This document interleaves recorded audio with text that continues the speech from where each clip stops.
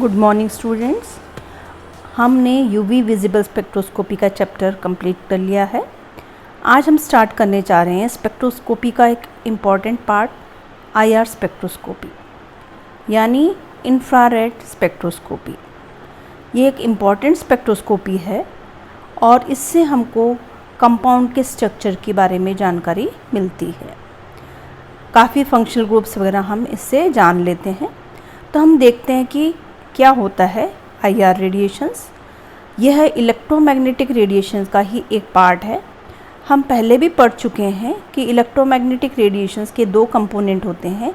एक होता है इलेक्ट्रिक कंपोनेंट और दूसरा है मैग्नेटिक कंपोनेंट, जो एक दूसरे के परपेंडिकुलर यानी लंबवत होते हैं और दोनों एक ही दिशा में माइग्रेट करते हैं, एक ही दिशा में जिनका विचरण करते हैं। तो electromagnetic radiations with 800 nanometre to 25,000 nanometre wavelength are called IR और इंफ्रारेड रेडिएशंस, यानी कि विद्युत चुंबकीय तरंगों का वह भाग जिसमें तरंगदैर्घ्य का मान 800 नैनोमीटर से लेकर 25,000 नैनोमीटर का होता है, वह हिस्सा आईआर रेडिएशन या इलेक्ट्रोमैग्नेटिक आईआर रेडिएशन या इंफ्रारेड रेडिएशन कहलाता है। ये कहाँ पर स्थित होता है? इलेक्ट्रोमैग्नेटिक रेडिएशंस का विजिबल और माइक्रोवेव सूक्ष्म तरंगों और विजिबल रीजन के बीच का जो हिस्सा होता है वो कहलाता है आईआर रेडिएशन, जिसमें वेवलेंथ का मान 800 नैनोमीटर से लेकर 25,000 नैनोमीटर के बीच में होता है और एनर्जी इसमें विजिबल रेंज से कम होती है लेकिन माइक्रोवेव रेडिएशन से ज़्यादा होती है।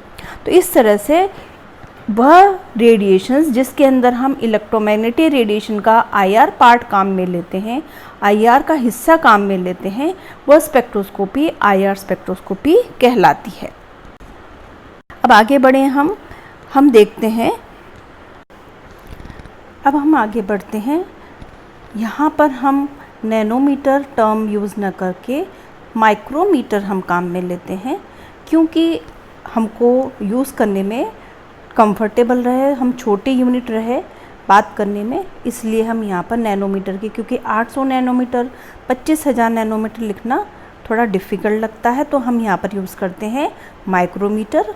10⁻³ micrometre is equals to 10⁻³ micrometre equals to 1 nanometre is equal to 1 micrometre. तो 800 को हम 10⁻³ मतलब 1000 से अगर इसको हम डिवाइड करते हैं तो कितना आता है आंसर? 0.8 माइक्रोमीटर। तो 800 नैनोमीटर किसके बराबर है? 0.8 माइक्रोमीटर के बराबर। इसी तरह से 25,000 को हम डिवाइड करते हैं तो ये आ जाता है 2.5 माइक्रोमीटर। तो यहाँ पर हम ये टर्म्स यूज़ करते हैं, हम माइक्रोमीटर काम में लेते हैं, न कि नैनोमीटर। दूसरी बात, हमको पता है कि एनर्जी और लैम्डा में क्या रिलेशन है? इन्वर्स रिलेशन है। H is a Planck's constant, C is a velocity of light. ये दोनों चीज़ें कांस्टेंट हैं, तो अगर हम इनको कांस्टेंट मान लेते हैं तो E इन्वर्सली प्रोपोर्शनल टू 1/λ के बराबर हो जाता है। और 1/λ को हम क्या कहते हैं? फ्रीक्वेंसी या आवृत्ति बोलते हैं। और यहाँ पर हम ये कह सकते हैं कि E is directly proportional to the frequency, मतलब एनर्जी फ्रीक्वेंसी के समानुपाती होती है। जितनी ज़्यादा फ्रीक्वेंसी बढ़ेगी एनर्जी उतनी ही ज़्यादा बढ़ जाएगी, जबकि वेवलेंथ में इन दोनों के बीच में उल्टा रिलेशन है। यहाँ पर E अगर बढ़ेगा तो लैम्डा का मान कम हो जाएगा, यहाँ पर E बढ़ेगा तो वेवलेंथ ये फ्रीक्वेंसी भी बढ़ जाएगी, आवृत्ति भी बढ़ जाएगी। और हमें पता है कि 1/आवृत्ति 1/फ्रीक्वेंसी को हम बोलते हैं वेव नंबर। तो यहाँ पर जनरल प्रैक्टिस ये है कि हम यहाँ पर वेव नंबर काम में लेते हैं, न ही फ्रीक्वेंसी, न ही हम लैम्डा का मान काम में लेते हैं। यहाँ का जो ग्राफ मिलता है वो हम वेव नंबर की रूप में काम में लेते हैं।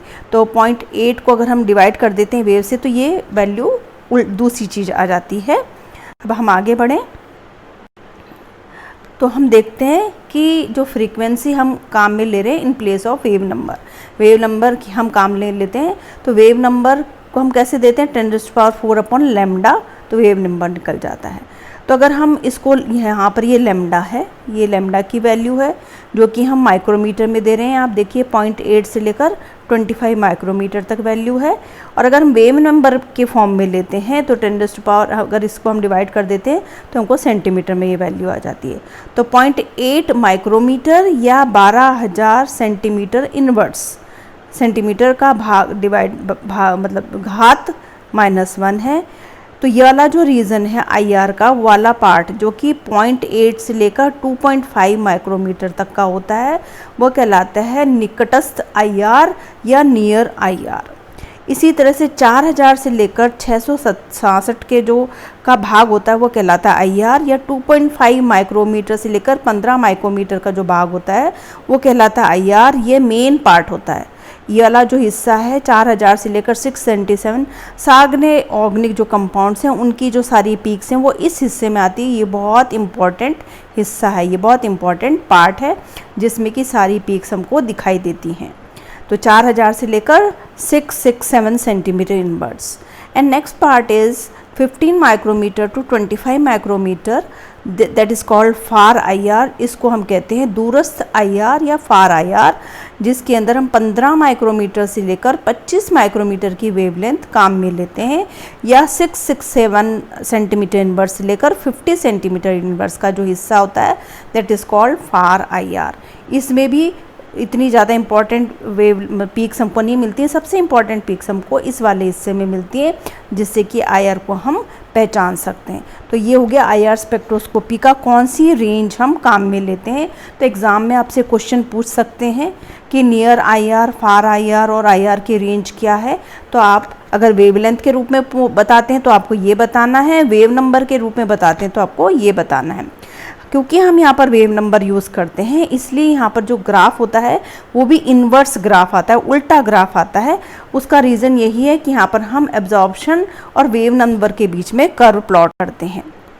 अब आता है कि IR स्पेक्ट्रा में हमको पीक क्यों दिखाई देती है। IR स्पेक्ट्रा को हम वाइब्रेशनल रोटेशनल स्पेक्ट्रोस्कोपी भी कहते हैं। वाइब्रेशनल मतलब कंपन, रोटेशन मतलब घूर्णन, और स्पेक्ट्रोस्कोपी ये कहलाती है कंपन घूर्णन स्पेक्ट्रोस्कोपी या वाइब्रेशनल रोटेशनल स्पेक्ट्रोस्कोपी। कौन से मॉलिक्यूल ऐसे हैं जो कि वाइब्रेशनल रोटेशनल स्पेक्ट्रोस्कोपी शो करते हैं या IR स्पेक्ट्रा शो करते हैं? उसके लिए सबसे इम्पॉर्टेंट बात है कि पोलर होना चाहिए, मॉलिक्यूल पोलर होना चाहिए। कैसे मॉलिक्यूल? जैसे वाटर है, HCl है, HBr है, ऐसे मॉलिक्यूल पोलर होते हैं क्योंकि जैसे H और Cl के बीच में अगर ये Cl है, ये H है, तो H पर डेल्टा पॉजिटिव और इस पर डेल्टा नेगेटिव चार्ज आ जाता है। बॉन्ड पोलर है, इलेक्ट्रॉन्स क्लोरीन के ज़्यादा नज़दीक आते हैं, क्लोरीन पर डेल्टा नेगेटिव और हाइड्रोजन पर डेल्टा पॉजिटिव चार्ज आ जाता है और ये बॉन्ड पोलर बन जाता है। अगर नॉन पोलर बॉन्ड है जैसे hydrogen hydrogen, chloride chloride, oxygen oxygen, nitrogen bromine या फिर क्लोरीन आयोडीन, इनके बीच का जो बॉन्ड है वो पोलर बॉन्ड है क्योंकि दोनों की इलेक्ट्रॉन नेगेटिविटी बराबर है, जिसके कारण इलेक्ट्रॉन्स बिल्कुल बीच में रहते हैं, कोई पोल नहीं बन पाता। तो सबसे पहली बात है कि वाइब्रेशनल रोटेशन स्पेक्ट्रोस्कोपी शो करने के लिए मॉलिक्यूल का पोलर होना ज़रूरी है। पोलर मॉलिक्यूल ही वाइब्रेशनल रोटेशन स्पेक्ट्रोस्कोपी शो करते हैं। पहली बात तो ये होगी, लेकिन हर polar molecule vibrational rotation spectroscopy show करेगा ये भी ज़रूरी नहीं है। हमको पता है कि कोई भी मॉलिक्यूल या तो उसमें कंपन होगा या फिर उसमें घूर्णन होगा, तो इन दोनों के कारण वहाँ पर स्पेक्ट्रा दिखाई देता है। तो स्पेक्ट्रा दिखाई देने का मेन रीज़न पोलर मॉलिक्यूल्स के अंदर क्या है? डाइपोल मोमेंट या द्विध्रुव आघूर्ण। पोलर मॉलिक्यूल्स के अंदर द्विध्रुव आघूर्ण उपस्थित रहता है या डाइपोल मोमेंट प्रेजेंट रहता है। डाइपोल मोमेंट होने के कारण मॉलिक्यूल रोटेशनल या फिर वाइब्रेशनल मोशन शो करता है। तो पहले हम देखते हैं रोटेशन कैसे शो करता है। जैसे यहाँ पर हमने H और Cl का मॉलिक्यूल ले लिया, सीधी संरचना में स्ट्रेट लाइन है, इन दोनों के बीच में बिल्कुल सीधा मॉलिक्यूल है। 100 इन दोनों के बीच में अभी 0 डिग्री पर हैं ये दोनों। अगर हम क्लोरीन को ऐसे मूव कराते हैं तो क्या होगा? हाइड्रोजन की साइड आएगा, यहाँ पर आ जाएगा, क्लोराइड यहाँ आ जाएगा 90 डिग्री पर, तो हाइड्रोजन बिल्कुल के सामने यहाँ पर 90 डिग्री पर आ जाएगा। फिर तो क्या होगा? उसका डाइपोल मोमेंट चेंज हुआ। कैसे चेंज हुआ डाइपोल मोमेंट? मैग्नीट्यूड उसका वही रहा, लेकिन उसकी डायरेक्शन चेंज हो गई। हमको पता है कि डायपोल मोमेंट की का जो है वो वेक्टर क्वांटिटी है। वेक्टर क्वांटिटी मैग्नीट्यूड और डायरेक्शन दोनों पर डिपेंड करती है। यहाँ पर क्योंकि मैग्नीट्यूड तो सेम ही रहेगा, लेकिन पहले वो जो डायपोल मोमेंट था इस डायरेक्शन में था, अब वो डायपोल मोमेंट इस डायरेक्शन में हो जाएगा, डायरेक्शन उसकी चेंज हो जाएगी। फिर अगर हम और चेंज करेंगे तो क्लोराइड यहाँ पर आ जाएगा, हाइड्रोजन यहाँ पर आ जाएगा, तब भी डायपोल मोमेंट चेंज हो जाएगा डायरेक्शन। फिर डायरेक्शन यहाँ चेंज हुई, फिर डायरेक्शन यहाँ से चेंज हुई। तो अगर हम इस मॉलिक्यूल को 360 डिग्री पे घुमाते हैं तो वहाँ पर मैग्नीट्यूड तो सेम रहता है, द्विगुण आगुण का मान तो सेम रहता है, लेकिन उसकी दिशा में परिवर्तन हो जाता है। तो इस तरह से उसके डायपोल मोमेंट के अंदर परिवर्तन हुआ, उसके डायपोल मोमेंट की वैल्यू में परिवर्तन हुआ क्योंकि उसकी दिशा में परिवर्तन हुआ।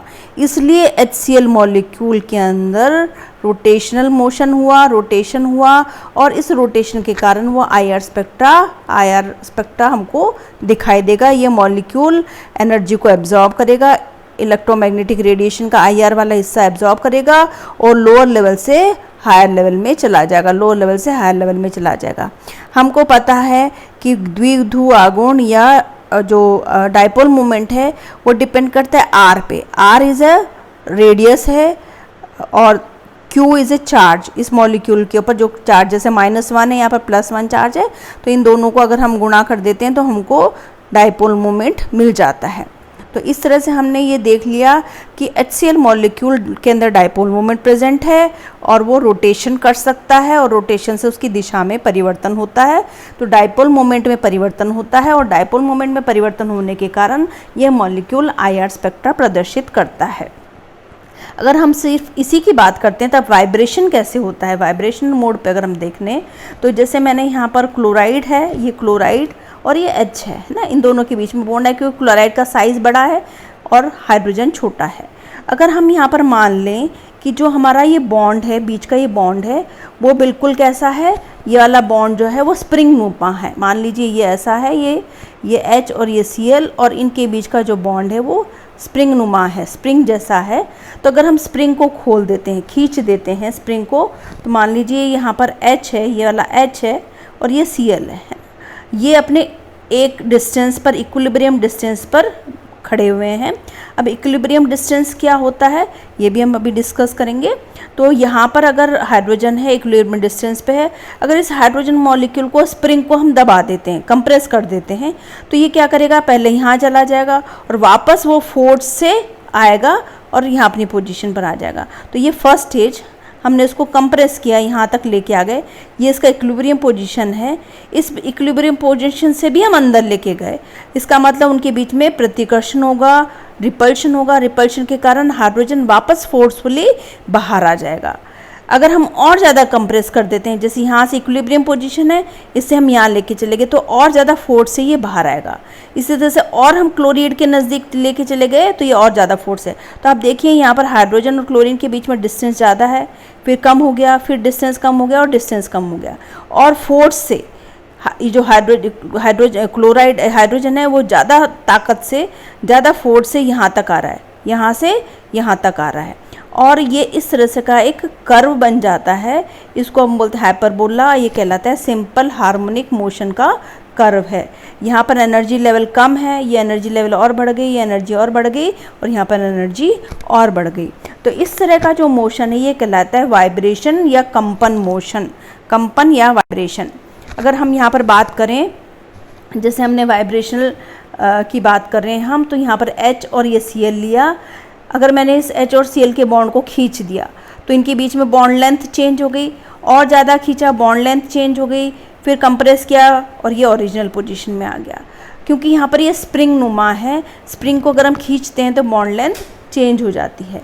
अगर हम माने यहाँ पर हमने कहा mu is equal to R into Q, है ना, तो यहाँ पर म्यू की वैल्यू, म्यू का जो मान है वह भी परिवर्तन होगा क्योंकि R के मान में परिवर्तन हो रहा है। Q सेम है लेकिन R यहाँ इस वाले केस में R कम है, यहाँ पर R का मान और बढ़ गया, यहाँ पर R का मान और बढ़ गया, तो R के मान में परिवर्तन होने से Q के मान में भी, Q का मान सेम रहेगा, तो R और Q को अगर मल्टीप्लाई करते हैं हम तो म्यू का मान परिवर्तित हो रहा है। तो यहाँ पर भी कंपन के कारण द्विध्रुव आघूर्ण या डायपोल मोमेंट का मान चेंज हो रहा है, इसलिए यह मॉलिक्यूल वाइब्रेशनल स्पेक्ट्रोस्कोपी या IR स्पेक्ट्रोस्कोपी प्रदर्शित करेगा। अब आगे हम डिफरेंट टाइप के वाइब्रेशंस पढ़ेंगे। आपको जैसे एग्जांपल दिखा दें, जैसे ये कार्बन डाइऑक्साइड का मॉलिक्यूल है, कार्बन है, ये ऑक्सीजन और ये ऑक्सीजन है, लीनियर मॉलिक्यूल है, ये वाटर का मॉलिक्यूल है, और ये स्ट्रेचिंग, बेंडिंग और असिमेट्रिक स्ट्रेचिंग के वाइब्रेशंस हैं। तो नेक्स्ट लेक्चर में हम पढ़ेंगे डिफरेंट टाइप ऑफ वाइब्रेशंस, कितने तरह के वाइब्रेशन होते हैं, कितने तरह के वाइब्रेशन किसी मॉलिक्यूल में हो सकते हैं, और मॉलिक्यूलर वाइब्रेशंस या